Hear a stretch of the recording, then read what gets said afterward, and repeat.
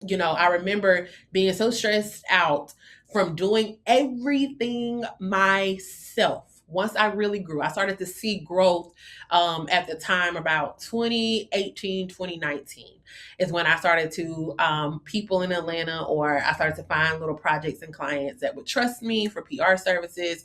And so I started to see, just as I continue just to grow, just to get more projects, more clients. We won't get into the nuances right now of the in between time, but the timeline was that I noticed that it was burning me out. I was stressed. I had a lot of anxiety. I was just doing everything by myself. I was majority. Granted, I knew people or I had friends, but overall, yes, my name was on a moniker, and I spearheaded. I was the face of everything. Welcome to Be Real with Sarah, where the B may sting and the real never dies. Hey guys, welcome to another episode of Be Real with Sarah. Y'all already know the drill. Where the bee may sting, but the real never dies. All right, guys, we are going to have a conversation that I feel like it is just so needed. And I feel like I deflated a little bit because it's such an exhaustion right now as it relates to business, career, work, 9 to 5. Y'all, we just out here thugging it. We out here just figuring this thing out. We out here just doing really what we have to do. And y'all already know what that means. That means pay the bills, keep that man happy. And I'm talking about the bill man. I ain't talking about nothing else, y'all. Talking about keeping these lights on, keeping these kids fed.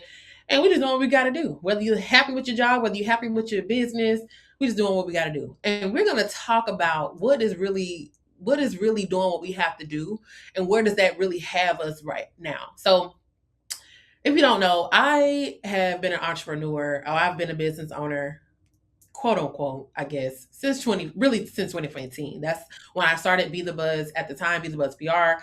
And then I evolved and, upgraded, I guess, changed it to Be the Buzz Agency. And the only reason I did that was because I was really, I had grown.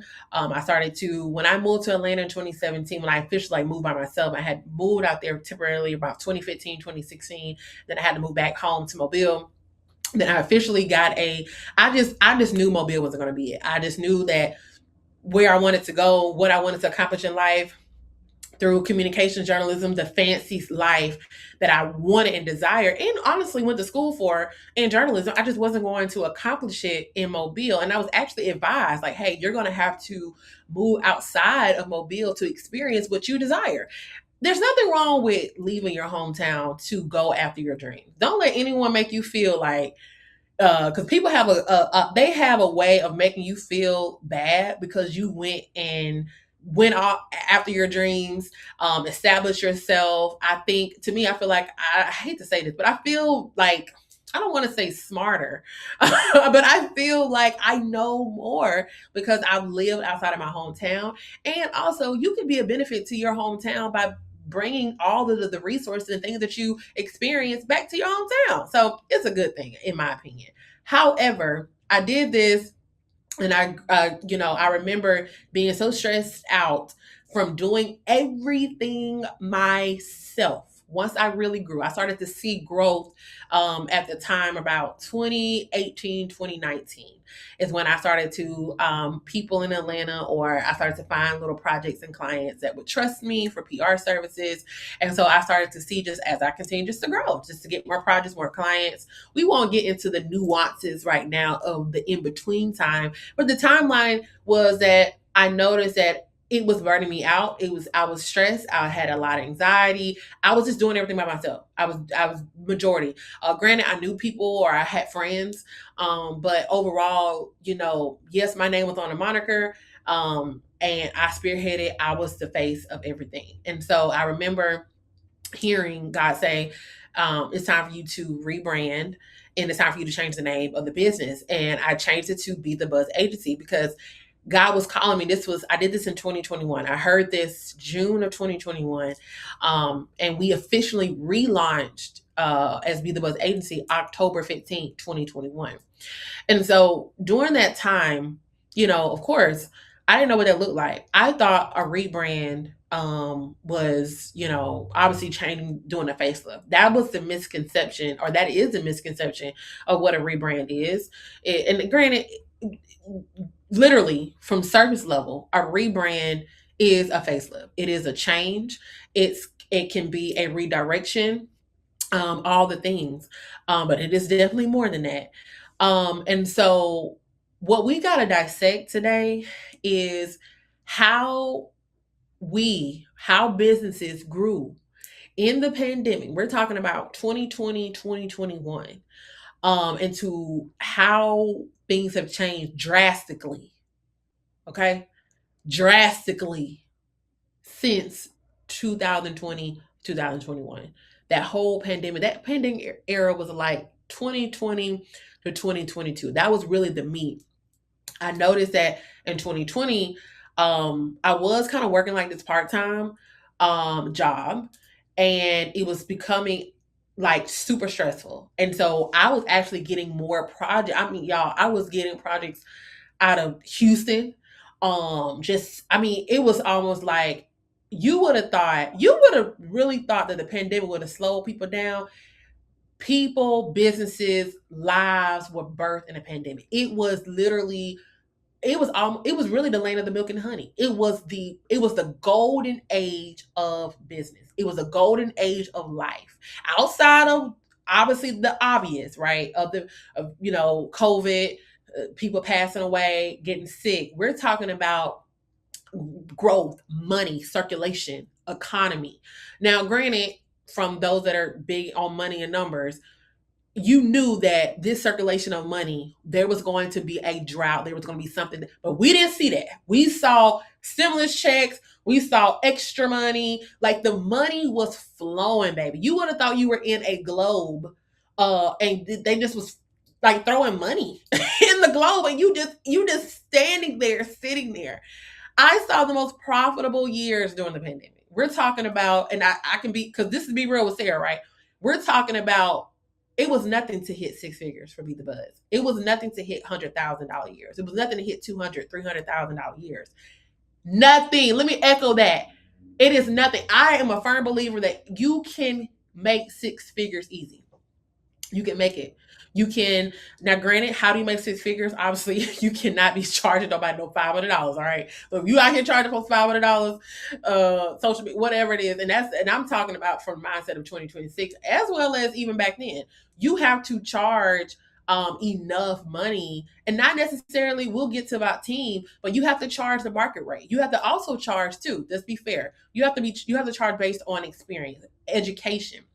And then we're gonna talk about, what does it mean to just charge and get what you can get? However, that was such a great time. You all know people, including yourselves, how that was just a golden age of life, right? 2020 to 2022. And because that was a golden age of life, golden age of business, was that everybody was in demand. Not only were you in demand, was that you were creating things and projects and events and experiences that had not been created. It had never been. We saw in that time frame innovation. We saw newness, because number one, the world had never experienced that before anyway. We like, at what time frame have you ever saw where the world completely shut down? Like, it was like something that we will never forget. And we saw the same thing in business. But from my personal experience, I will only tell you because I want you to understand. You can look at the social media, you can look at where I'm at now, but I'm going to always, if we're going to be real, I'm going to tell you the real. I do not have it all together. I do not have everything that I need at this point. We are in a silent rebuilding season. And it's not a bad season. What I like about I don't even want to say I like it. What I am appreciative about this season of rebuilding is that I have the space and I have the mindset to take my time. I am not rushed. I am not in so high demand that I can't think straight. I can't pray about it. I can't really just pause and chill and figure this thing out. When you are at a space of, it's almost put you in a mind of a scarcity mindset where you gotta look, oh my God, okay, we gotta get this, we gotta blah, blah, blah, we gotta do that, blah, blah, blah. I gotta meet the man, I gotta meet the trends. When you are in a mindset like that, you start to make irrational decisions, right? You start to make decisions that if you were in your right frame of thinking, you wouldn't make them. We were such in a time, I don't know if y'all remember this phrase, this time. Y'all remember this? It was the end of 2021, I want to say. Do y'all remember the time when everybody was at the end of the year telling how much money they made? Do y'all remember that? They did graphics. They said, this how much money I made. But let's carry on to 2023, 2024, in 2025. Did you see anybody recapping their year of how much money they made? No, you didn't. Matter of fact, the end of last year of 2025, the trend was that song. I wish I could play it. We probably may need to add it in there. People talked about, nobody talks about how it is to go from this to this. Do y'all remember that? When people were talking about how they had brick and mortars, how they had floors that were over flooded with packages. And some of them are going back to Amazon, shutting their business down. Some of them got hurt. Like, y'all, the world hit us like we went up and baby, we went down. But then the question is, why is that? Now, everybody got different reasons, everybody. But as for me, we're going to talk about me because I believe that I told y'all in the beginning of this is going to be a healing journey. And this is going to be a way for the best way we can heal is, or one of the best ways, is to talk about it. You know, be emotional, cry, fuss, fight, whatever you got to do to get it out and really think about, what did I do wrong? Where did I miss God? Should I have not done this? I actually do this quite frequently, where I'm trying to evaluate what could have been done differently. Every visionary, every leader, you should never be so caught up on, I'm the leader, I'm the boss. This goes this way because it's always been this way, and it should just always just because I'm just the boss. You should always, the only way you're gonna get better is to sit here and think and be like, what can we do better? What do we need to add? What do we need to take away? As for us, I made a post and I asked, I said, guys, I would love to hear from you all that have scaled companies, and what have been your regrets, or what is your advice? And so I got different opinions. People said no regrets. I will say that I have a regret, because anytime I've talked about this, when you are in purpose, right? God said, scale up. God said, it's time to reframe this agency, this messaging, this business as an agency. Everybody knows commonly that when you position yourself as an agency, when you use the word, the title group, you can even say media, those type of buzzwords, they sound, they look, they're known as collectives, they're known as more than one. Team culture. All right. So when we start to use these elevated words, that means you have a goal at some point, right? To grow and have a team. We have to be mindful of things like that. And you won't know, I guess, if you're not in the space of marketing, branding, and things like that. But those are those buzzwords that we use. And so I was not spiritually mature at the time. I did not consult God at all. Hear me. I did not consult. And this is for the person that's on the other side of this that thinks that it's time to scale. You think, or you believe that you are ready. And you need to sit and think about, what does it mean to scale my business? Are you talking about from a team culture? Like, I want to add in people. I want to be responsible for their livelihood. I want to pay them. I'm ready to pay them. I'm ready to handle disgruntled clients. I'm ready to get reimbursement. I'm ready to deal with large tax bills. I'm ready to deal with lawsuits.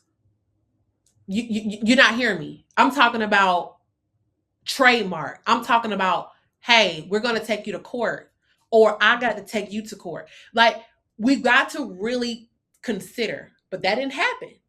What happened was, everybody needed your services. Everybody needed your food. Everybody needed your product. Everybody, and they had the money. People had the money. People were paying invoices. They were paying for stuff in droves. You had a $10,000 coaching service, boom, invoice paid. You charge $5,000. You charge $50 for a product. Boom, let me get 5 of them because the money was circulating. Everybody had money. That's the thing. And because you were in high demand, you needed help. You needed people. And so that was us. He said, okay, grow. Okay, it's time. He blessed it. He blessed it. He helped me identify people to add on, to build. I had some people, boom, let's elevate them. Let's promote them. Great. All right. When we promote, we pay. P means pay around here, y'all. We paying. All right. Then we go into position, adding people to accounts. I need your services. I need okay, let me add you here, add you here, add you here, add you here. The payroll to pay out was crazy. Crazy. I'm finding out that my overhead is high and I didn't even have a brick and mortar building. Okay. Then I didn't know that I needed certain things. I needed, I learned later on, Sarah, you need to get you an accountant. You need to make sure your numbers are right. Didn't know, y'all. Just young, just loving the work, just doing it. You don't get to business of 10 years without failing and not understanding, right? Without, seeing the things. All right, let's get an accountant. Make sure we have a business accountants where it need to be. All right. Okay, you need financials to get this? Okay, well, I got it because I got an accountant. Do you have an accountant on the other end of this on the screen? Do you have a bookkeeper? Do you know your numbers? Because there are things that we want to purchase, we want to get, housing, whatever, contracts. There's actually cohorts that say, there's a cohort now that I saw, and it said it's very simple process, 3 steps. And the last step is that we want to see your tax return from last year. Do you have your tax return? And you don't, you're not in a position. Okay. You just over there, you just collecting money. You are seen as a hobby, right? Like from the business side. So we have to really understand, like, during that time, I think a lot of people can say they were just getting money. Like, that's it. You're doing business when you actually have the certain documentation and paperwork in order. Those were the things that I did not know, like to the time. So what I was doing, I was learning as I went. I was getting the money, we were getting the projects, and I was like, oh, I gotta get this. Okay, let me hire this. We got 5 clients. Okay, I need to put you. So it was like growing up in the business and was not, I just didn't do my homework. I didn't do my homework. And a lot of people did not do their homework. A lot of people just didn't do it. They didn't know. And you don't know what you don't know. And we began to fail in a sense of quietly. And success did not look the same as it did in the beginning. Right. And so I think because there was so much money in circulation, we grew so much, we just never saw that what we were going to face in 2023, 2024, and doggone sure didn't know what we were going to experience in 2025. I don't think we really understand how our people, and I think if you're in business, you understand, I think now where our economy is, who leads our country, who is in these, not even who leads our country, but also that has a lot to do with it. But, those that we vote in, locally, there's so, that influence has so much impact on our economy and how people spend money. When we are such in a high turnover space, we're in such a space of scaling back. We are seeing more companies, large retailer giants, close like locations. Some of them are completely going out of business, and some of them are closing significant amount of, we're seeing the most massive layoffs that this country has ever seen. And we've seen it within the past 18 months, if not 24, but particularly 2025 alone. And these are the same companies that did what? A mass hire during the pandemic. So the question is, where does that leave us? If you are a startup, I use startup as such a term that is used tech world or whatever. But let's just say you're new. God has told you to start a business. Okay. And because see, in the church world, we love to be like, God has told you to start a business. You need to listen to God, blah, blah, blah. All that sounds cute. It's cute. Trust me, it is cute. But there are things in between before, because essentially you've been starting a hobby if you don't do it the right way.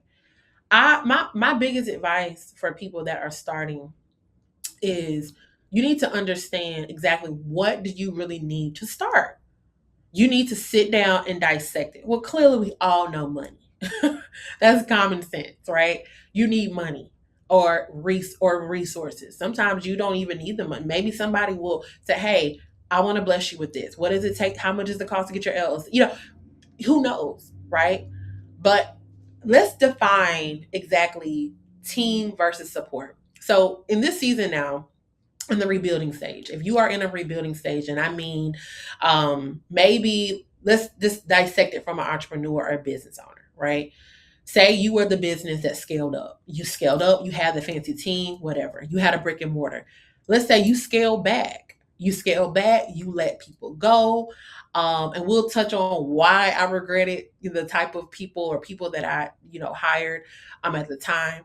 And it wasn't just because of bandwidth, but it was because of a multitude of things. However, let's say that you scale back. So now you're in a rebuilding season.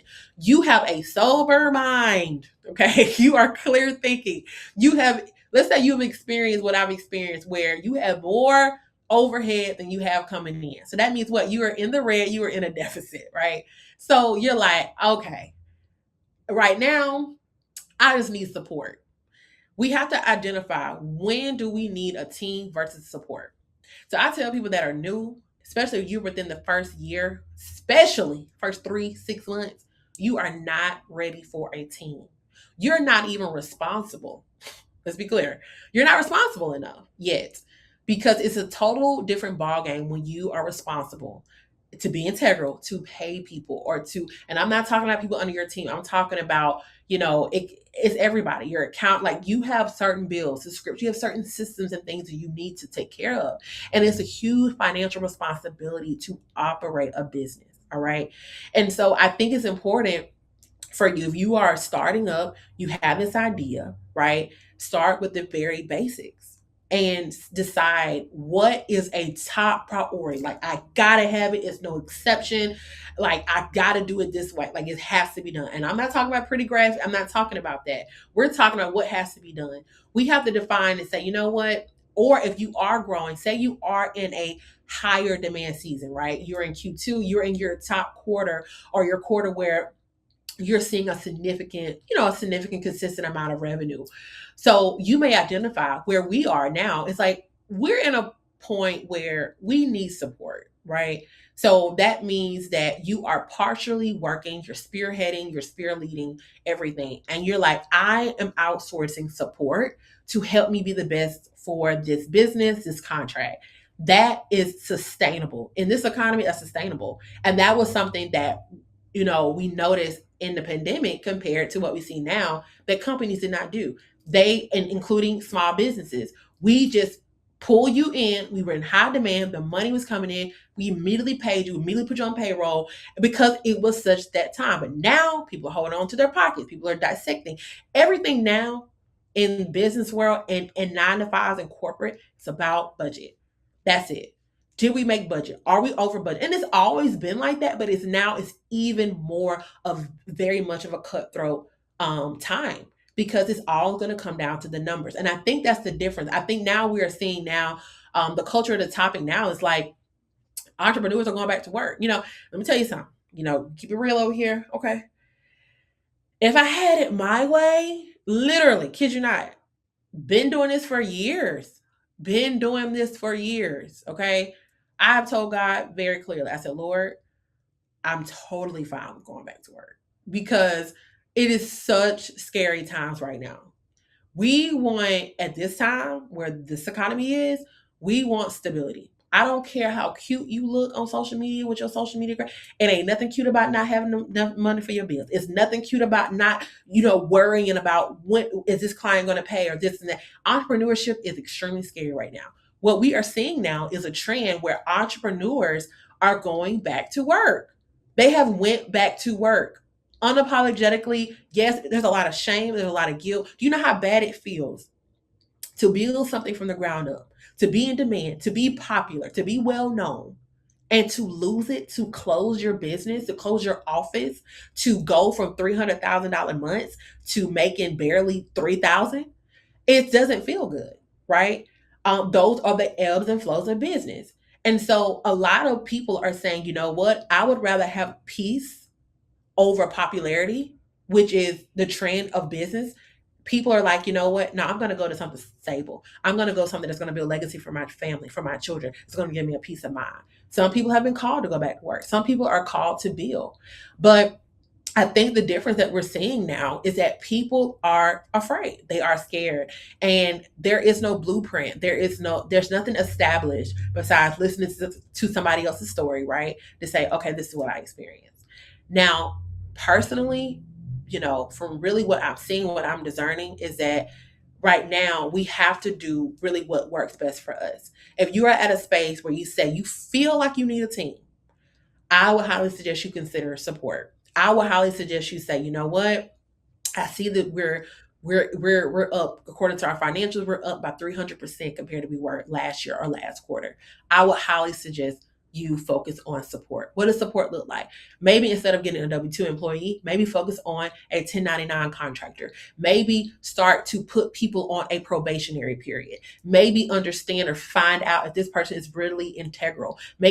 Find out if they really have the character for this position. Now, granted, you're supposed to do that in the interview process, but you got to really understand until you see the person really activate in their role, you start to see more about them.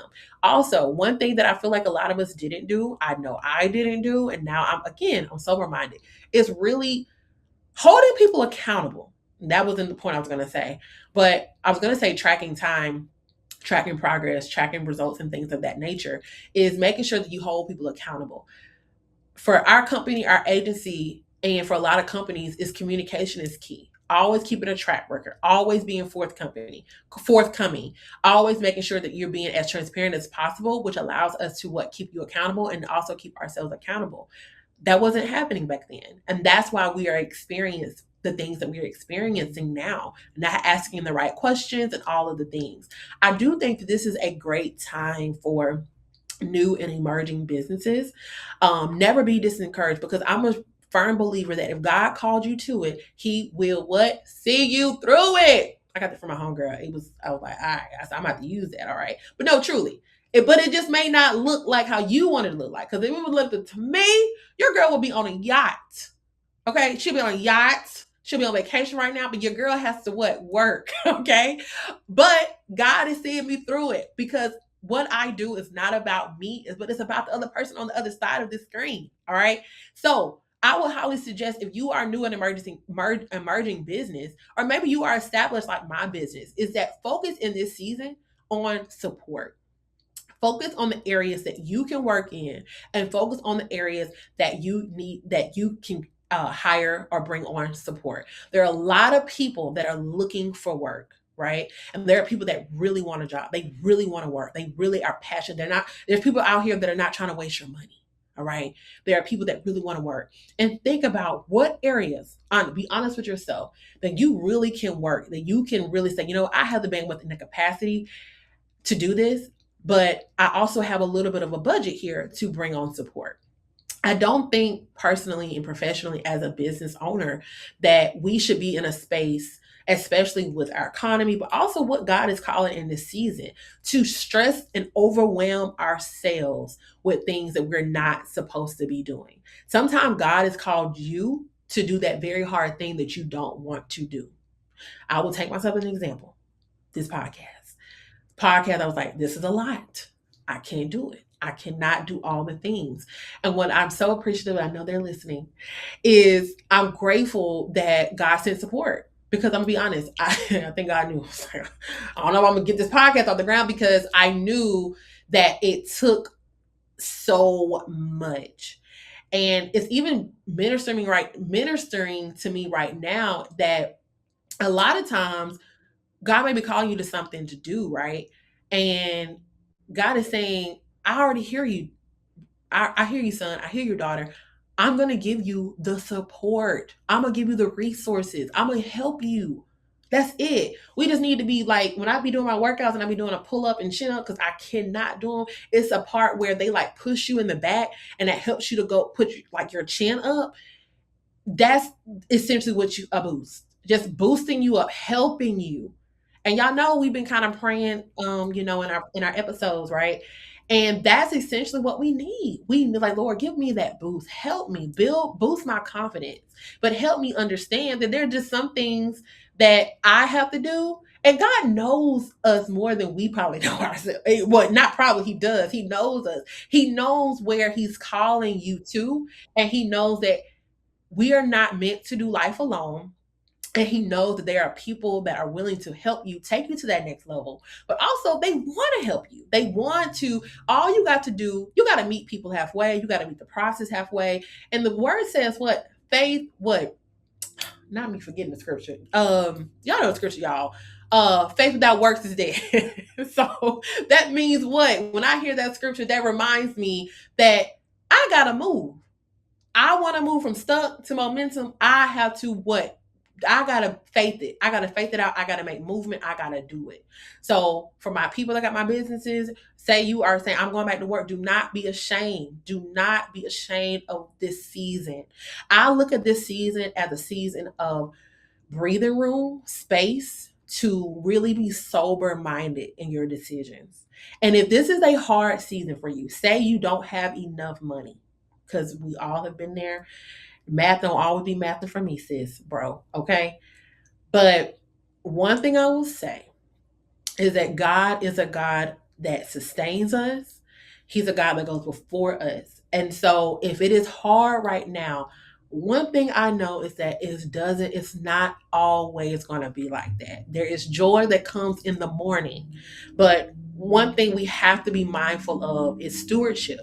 How are we stewarding this season? How are we stewarding the resources and the relationships and community and money that we have? If it's not enough, well, is what gifts, what skill sets can we use during this time to maybe bring in? Maybe God is calling you to do, even you say your only unemployment check, $1,500 a month. It's not enough to cover your bills, but are you sitting on skills and resources? Or is God saying, hey, God opened a door for a part-time job? Are you too just, no, I'm not going to do it. I can't do it. He gives us what we need in that moment, but He's also the God of the overflow. But for us to really tap into true overflow, we have to steward what's in our hands at this moment. All right. So that was just kind of really dissecting where we are compared to 2020. Because I'm going to be honest. I tell God all the time, it's very ghetto over here. It's really ghetto. Okay. It's kind of like, because if you are a person that has had more than enough in overflow, and it is, God gives you just a little bit, and just a little bit, and just a little bit, and just a little bit. You like, all right, bro. All right. Come on. You know what I'm saying? But God is the God that what? Sustains us. He gives us exactly what we need in that moment. But also, too, and I'm going to say this, and we're going to end it here, y'all, because y'all know I can always talk about the goodness of God, but I have to brag on God, because out of everything, He's always going to get the glory in all of it. So think about what time has maybe your back been against the wall, and you didn't have what you needed, but He came, as folks say, He came right on time. And what happened when you got what you needed and He healed your body, or He did whatever He did for you, right? Did you not say, Lord, I thank you? And you gave Him what? The glory? See, clock it on Big G. Okay, period. Okay, and that's what He wants from us. So I'm excited for what this year is going to bring. I truly believe that this is still a year. This is still a time for businesses. This is still in time for you to get your stuff in order. Okay, prepare, do the consultations, ask the questions, get what you need so that you can go to the next level, because you don't want to show up to a door and not have what you are supposed to have to be in that room. All right. I hope that stick with you. Y'all let me know where y'all are at in this season, because it's a tough one. All right. So y'all know what I always say, make sure you be real, you spread the honey, and just be you. Until next time.